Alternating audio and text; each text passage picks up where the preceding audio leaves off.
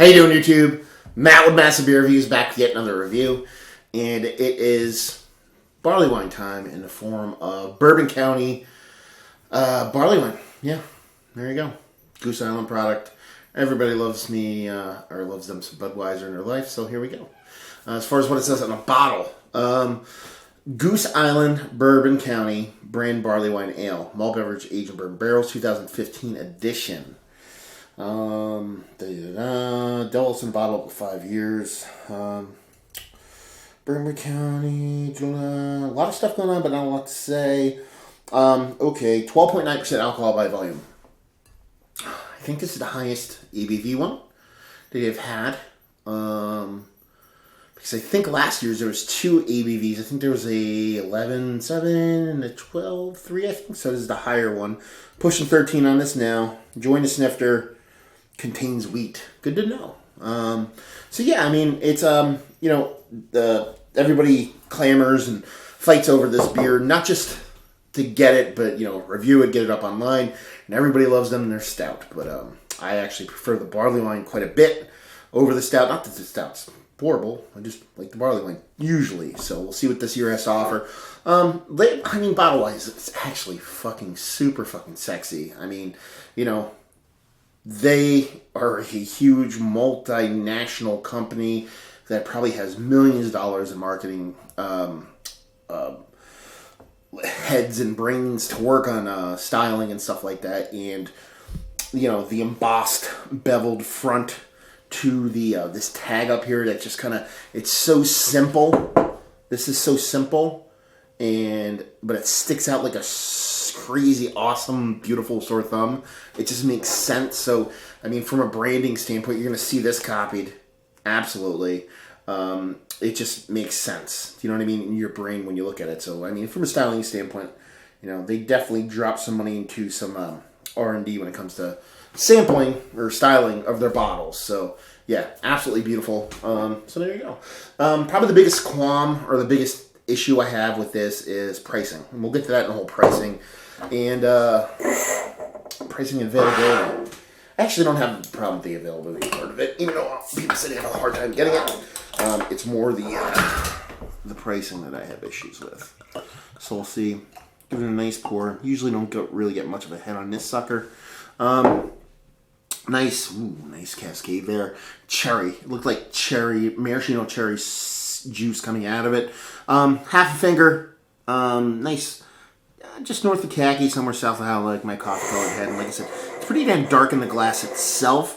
But, yeah, I mean, you can glean that beautiful mahogany, rich red hues from the edge of it. So, and haze-wise, it didn't look super hazy.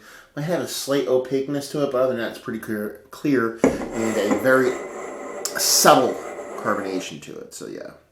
Let's grab a nose on her. Very familiar nose. Still getting that sweet, rich bourbon, but you're getting a lot of cordial cherry out of it. Almost kind of how it looked like a maraschino cherry juice, a little bit darker than that on the pour. It kind of smells almost like that, like a sweet cherry bourbon. You can get a nice barrel char off that, little bit of smokiness, but not super in your face. More like sweet bourbon in a kind of like a reduced liqueur kind of way, not like a hot, like super hot in your face, gonna burn your nostrils out of your nose kind of deal. It just smells sweet, rich, decadent.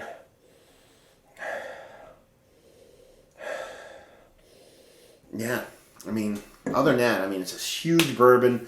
I mean, you're getting a huge malt in there, huge cherries, nice barrel, tons of vanilla, not much of any coconut I'm getting, but I mean, it's just really nice, rich barrel, sweet barrel, cherry cordial barrel. So, yeah, I mean, she looks like a barley wine. She smells like one.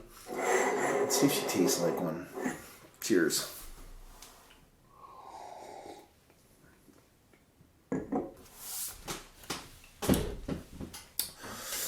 Very sweet. Very sweet. Wow. Yeah. I like sweet beers. This is kind of getting close to a little bit too sweet for me. Ooh. Yeah. I don't know if it's that bump up in ABV or the barrels they used or whatever, this seems to me to be a little bit sweeter than I typically expect from this beer. Even though it's already a sweet beer, it's very, very sweet.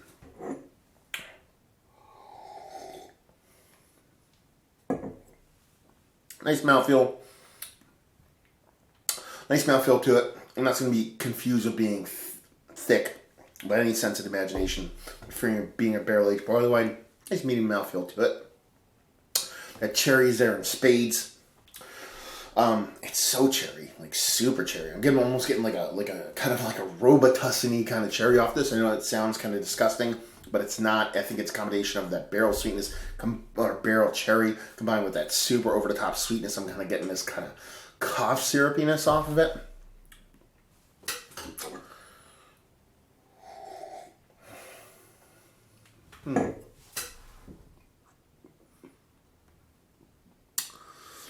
Heat on the back and a bit of evaporating alcohol, but it's not super in your face. You can get that heat and you get that evaporation. It doesn't burn super bad, but you can just feel the alcohol evaporating inside your mouth, not delivering much flavor with that evaporation. Just this huge cherry. I know I keep saying it, but it is what it is. So yeah, it's not overly complex. Not as much as what I would consider the other ones to be. This one's a bit more straightforward. And when I go into this saying I prefer the barley wine, I had the stout already this year. Didn't review it because 8 billion of them are going to pop in review wise, so there's no need for me to review it. Even though I'll probably eventually fucking review it. Probably review it tomorrow for all I know. Yeah, I like the stout better this year, and that's the first time I've actually preferred the stout over the barley wine.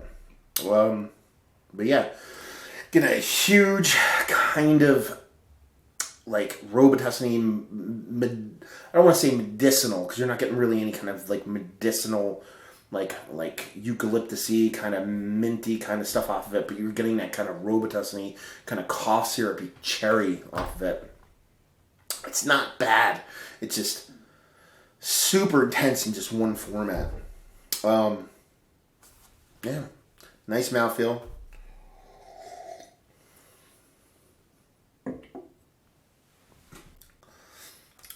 The heat's there, but not super in your face. And it's not too shabby of beer. Like, typically the Bourbon County Stout line, their barley wine, I'm actually, like I said, I'm a huge fan of. So usually if I were to do the old grading system, it'd be quite a bit up there. This one, not so much. Still a nice beer. I got a bunch of them. Super excited to have them. Can't wait to age them out. I think age will do wonders for this. Kind of settle this down to make it come into its own, which is probably, expect to be laid down to begin with anyway. Out the chute, for me, if you're sitting there, if you're deciding whether you want to drink your barley wines or your stouts, the stout is quite a bit better out of the chute this year. So yeah, let's talk about it. Is it one of the better beers I've had as of late? No, it's a damn fine beer. But what it lacks in nuance and what it has in huge like liquor Robitussin-y kind of cherry. While it doesn't necessarily work awesome for me, it's not offensive either. I just think it needs time to kind of come into its own. Would I buy it again? Yeah, I'd buy it again. I don't know, actually. Let me rephrase that. Would I buy it again? Probably. Only because I've got quite a few bottles, so I don't think I need any more, but let's put it this way. If I bought one bottle, would I buy any more? Yes. I'd like to have at least up to a sixer of this, just so I can age them out to see how they age. And availability and price point. Availability. It's Bourbon County. It is what it is. It's a weird thing because people wait in line, just like they do for a lot of bottle releases, and people clamor over it and try to get it. And go nutty for it, so that sucks. So availability is going to be low, but it's a beer I always get, Like, I ended up getting half a case of it through very minimal effort.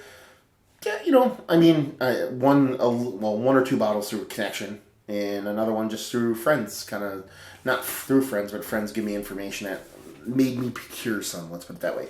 So that's typically, I don't think it's as hard as defined as you'd think it'd be. Price. That's the fucking kicker, okay? That's the big problem I have with the whole Bourbon County this line. They switched to the 16.9 volume beers. Your Schneider Aventinus, your Westfaner kind of size bottles. Bit thicker, so they look like there's a little bit more in them. And they are retailing in my area. They're retailing for $120 to $140 a case, depending on which brand you get. Usually breaking down anywhere between $12 to $15 a bottle.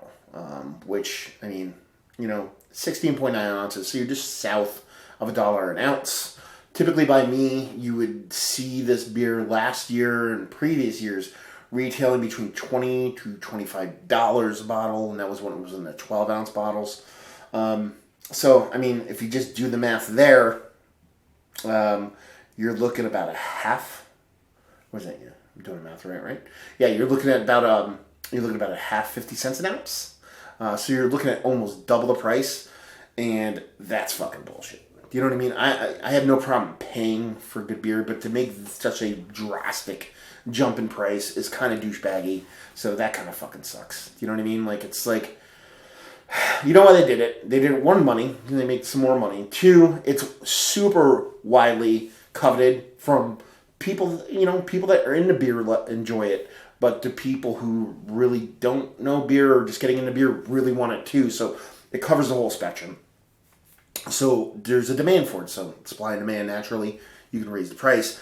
So, but to raise the price like that much and I don't want to say they try to, pull the wool over somebody's eyes, but they changed the bottle format. So not only are you paying a lot more for a lot less beer, but at the same time, now they can just quote bottle sales instead of 4-pack sales, which looks infinitely more impressive on a bottom line when it comes to like board meetings and all that shit. It's just kind of a little douchey to me, so that kind of sucks. So that's probably my biggest gripe against this beer as a whole, the Bourbon County line. But this one in general, super hot. Not super hot, I shouldn't say super hot. Super green. Just really super sweet. That cherry, which is, I think, will just meld into something pretty damn beautiful down the line. Just not really lending itself to something that should be drank fresh. So, take my recommendation or suggestion or whatever you want to call it with a grain of salt. But if you have these, let them sit. Give them 6 months to a year and then see what's what, which is what I'm going to do with the rest of mine. So there you go. Another review in the books. Oh, if you like what we like this. If you like cherries. You like barley wines. And if you like dragon's milk. I know it's not a barley wine. But I get a huge cherry cordial out of that. Anything to get a lot of cherries out of. Again, like I said, cherries. So there you go. Another review in the books. Hopefully you guys enjoyed the review. If you did or you didn't or somewhere in between, please leave a comment in the comment section below and like, subscribe, and all that fun stuff. If you want to check us out anywhere else on the internet, you can. Facebook, Twitter, Instagram, Untapped, Massive Beers, and all 4 of those places. And yeah, another review down. So hopefully you guys enjoyed the review. Hopefully enjoying a nice bourbon barrel-aged barley wine right now. Hopefully see you next time. Cheers.